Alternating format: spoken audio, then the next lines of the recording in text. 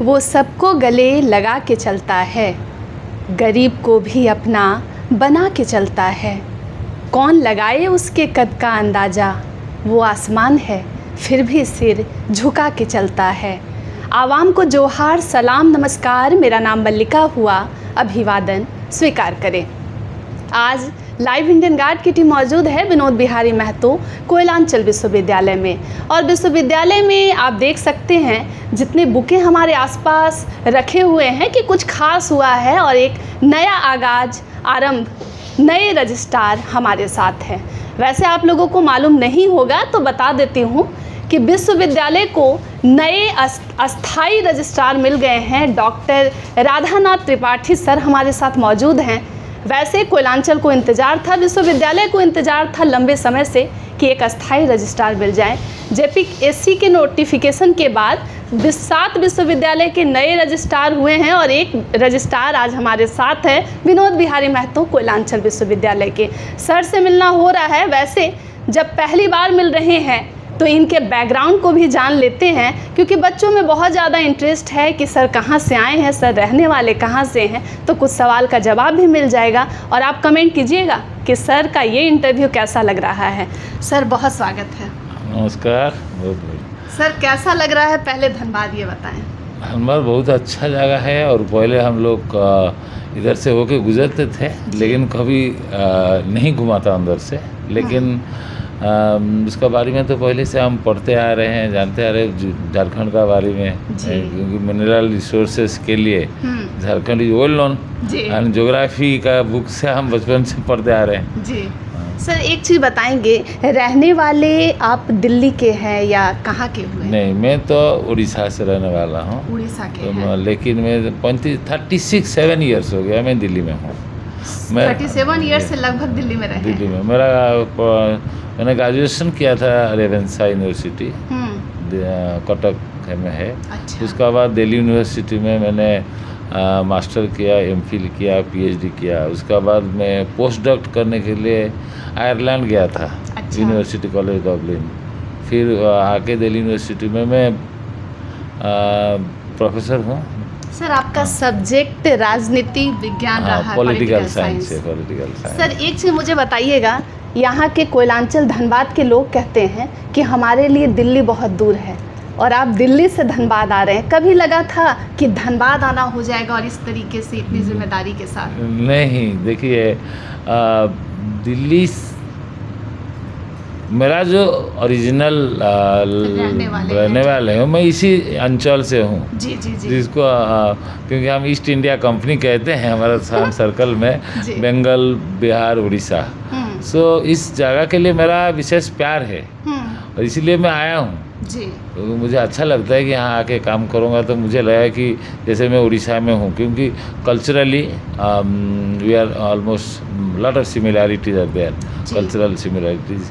और इस रीजन में भी उड़ीसा के काफ़ी लोग हैं, झारखंड में काफ़ी लोग हैं। कुछ स्कूल कॉलेज में भी उड़ीसा का वो लैंग्वेज भी पढ़ाया जाता है, उड़िया लैंग्वेज। तो इसलिए मुझे लगता है कि यहाँ आने का बाद मुझे लगता है जैसे मैं घर में ही हूँ, अपनी घर पे हूँ। मुझे दिल्ली से ये अच्छा लगता है, हमेशा घर अच्छा लगता है जी। सर यहाँ के लोगों में एक बात है, आम धारणा या कहावत कह सकते हैं कि उड़ीसा के साइड वाले लोग बहुत टैलेंटेड होते हैं और आप उड़ीसा से आ रहे हैं तो, और हमारी सोच भी ऐसी है। क्या महसूस करते हैं कि सच में उड़ीसा के लोग जो है बहुत टैलेंटेड होते हैं? देखो, मैं तो मानता हूँ टैलेंट कोई रीजन वाइज नहीं होता है, हर जगह टैलेंट है। अपॉर्चुनिटी मिलने पर वो टैलेंट जो है आगे आता है निकल के। तो इसीलिए झारखंड में मैं कह सकता हूँ, उड़ीसा में भी कुछ रीजन है जहाँ पे बहुत बैकवर्डनेस है, एजुकेशनली, इकोनॉमिकली बाकी बैकवर्ड रीजन्स आर देयर। लेकिन उड़ीसा में हाँ बहुत सारे पुराने यूनिवर्सिटीज़ है, एजुकेशनल इंस्टीट्यूशंस है, मेडिकल कॉलेज है, इंजीनियरिंग कॉलेजेस है और एक भुवनेश्वर एक एजुकेशनल हब है पूरा। तो इसीलिए लेकिन झारखंड पीछे नहीं है जी। झारखंड भी जो है अभी 7 यूनिवर्सिटी में देखिए आप रजिस्टर अपन हुआ है और यहाँ पे भी आईआईटी है। हाँ। बगल में आईएसएम आईआईटी है। तो धनबाद लेकिन हाँ ये कह सकते हैं कि और ज़्यादा ज़रूरत है यहाँ हायर एजुकेशन को ज़्यादा प्रमोट करने का बहुत ज़रूरत है।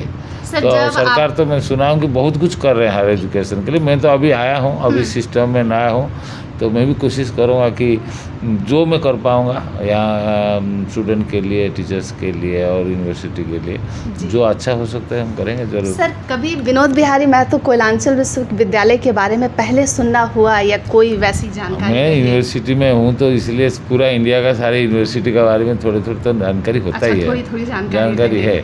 और मेरा कुछ फ्रेंड्स है जो अलग अलग झारखंड के डिफरेंट यूनिवर्सिटी में है जी। तो इसीलिए मैं तो आया था एक नेशनल सेमिनार में कोलान यूनिवर्सिटी में। अच्छा। एक नेशनल सेमिनार में की नोट एड्रेस देने के लिए, तो काफ़ी सारे जान पहचान भी उस समय हो गए थे यहाँ पे। परिवार वालों का क्या रिएक्शन रहा यहाँ पे आप रजिस्ट्रार बन गए?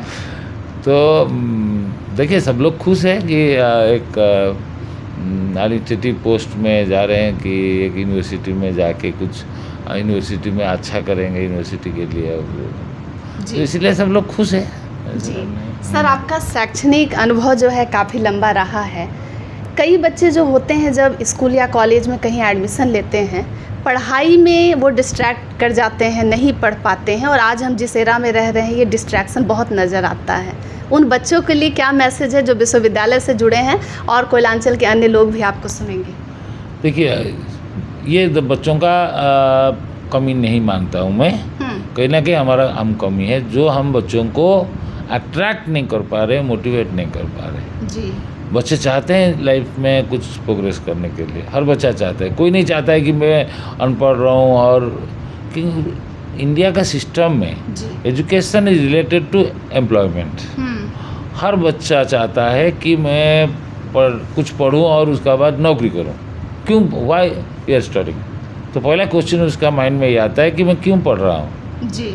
उसका मन में ये आता है कि मुझे कुछ जॉब करना है। तो जब तक हम यूनिवर्सिटी में जो कोर्सेस है, सिलेबस है, उसको जॉब ओरिएंटेड नहीं करेंगे, जब तक जॉब बच्चों को जॉब के लिए एक एनवायरनमेंट क्रिएट नहीं करेंगे, इंटर्नशिप देना है बच्चों को, ट्रेनिंग देना है, बहुत सारे स्किल एनहांसमेंट कोर्स इम्प्लीमेंट करना है, बच्चों को ये लगेगा कि मैं ये सारे कोर्स करने का बाद मुझे जॉब मिल जाएगा। देखिए, आप इंजीनियरिंग कॉलेज में इतना डिमांड है इंजीनियरिंग के लिए। क्यों? बिकॉज इंजीनियरिंग के ब्रांच वेयर ना students gate A job after completing the degree, but वो सारा हम नहीं प्रोवाइड कर पा रहे हैं जॉब। तो इसीलिए हम लोगों को अभी, इसीलिए तो जो नेशनल एजुकेशन पॉलिसी 2020 है उसका ऑब्जेक्टिव है all round development, skill enhancement. ये सारे जो नया कॉन्सेप्ट लेकर आ रहे हैं नेशनल एजुकेशन पॉलिसी, वो क्या है, बच्चों को ज़्यादा मोटिवेट करेगा हायर एजुकेशन करने के लिए। सर, क्योंकि यहाँ तो आपको एडमिनिस्ट्रेशन के पार्ट बन चुके हैं, लेकिन एक प्रोफेसर की परिभाषा आपकी नज़र में क्या है? देखिए, प्रोफेसर जहाँ पे भी जाते हैं, मैं यहाँ बैठा हूँ, अभी किसी प्रोफेसर आए थे तो उनसे बात हो रहा था, आप देखें तो उनसे वही डिस्कशन कर रहा था कि यहाँ पे रिसर्च कैसा चल रहा है और रिसर्च में क्या इम्प्रूवमेंट होना चाहिए।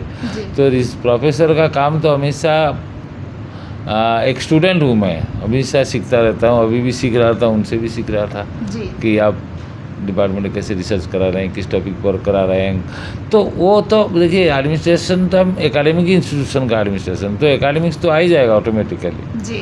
तो मैंने यही सोचता हूँ कि कोई डिफरेंस नहीं, मेरा अप्रोच में कोई ऐसे नहीं कि मैं एडमिनिस्ट्रेटर बन गया तो सिर्फ एडमिनिस्ट्रेटिव वर्क करूँगा। नो, मुझे अभी रिसर्च और एकेडमिक्स में अभी भी जुड़ा हुआ हूँ, आगे भी करता रहूँगा। और मैं इनकरेज करूँगा कि यूनिवर्सिटी में ज़्यादा रिसर्च हो, ज़्यादा एकेडमिक एक्टिविटी हो। अभी बात हो रहा था, मैं कहा हर साल हर डिपार्टमेंट एक नेशनल सेमिनार करना चाहिए और यूनिवर्सिटी लेवल में 1-2 बार इंटरनेशनल सेमिनार भी होना चाहिए।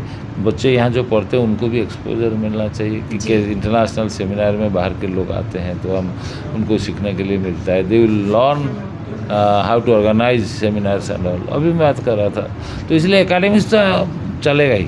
सर, हर इंसान अगर कहीं काम करता है, जिस इलाके से जुड़ता है, तो उसका खान पान भी उसी इलाके और उसी जगह से ढल जाता है। आप रहने वाले, आपके ज़बान पर उड़ीसा का भी स्वाद है, दिल्ली का भी स्वाद है, धनबाद का स्वाद अब चढ़ेगा। कोई वैसा है क्या कुछ पसंदीदा जो सुनकर रखे हैं, जो अच्छा लगा हो, कभी झारखंड आना हुआ हो और कुछ मिला हो खाने को ऐसा? झारखंड में तो वो लिट्टी चोखा बहुत फेमस है। लिट्टी चोखा जी, वो रांची में बिहारी फैमिली वो खाती है। ओह, झारखंडी नहीं खाते? और धुसका और पिट्ठा यहाँ का जो है हाँ। लोकल डिश है। वहाँ एक होता है, वो मैंने पहले भी खाया था, वो क्या कहते हैं उसमें, जिसमें दाना दाना लगा रहता है वो, तो मैंने खाया वो, अभी टेस्ट करूँगा।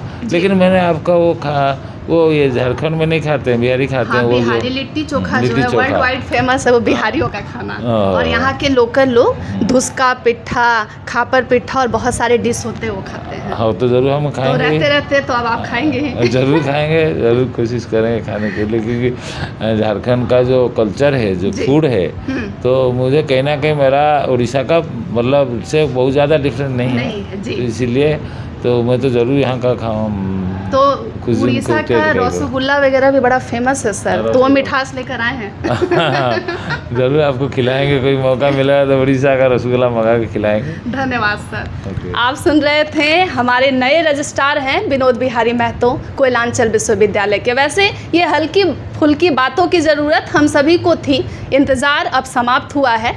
विश्वविद्यालय को नए रजिस्ट्रार मिल गए हैं डॉक्टर राधानाथ त्रिपाठी। अन्य अपडेट के लिए दूर मत जाइएगा और लिखिएगा, क्योंकि सर का अंदाज़ तो मुझे बहुत पसंद आया। कमेंट कीजिएगा कैसा लगा आज का संवाद।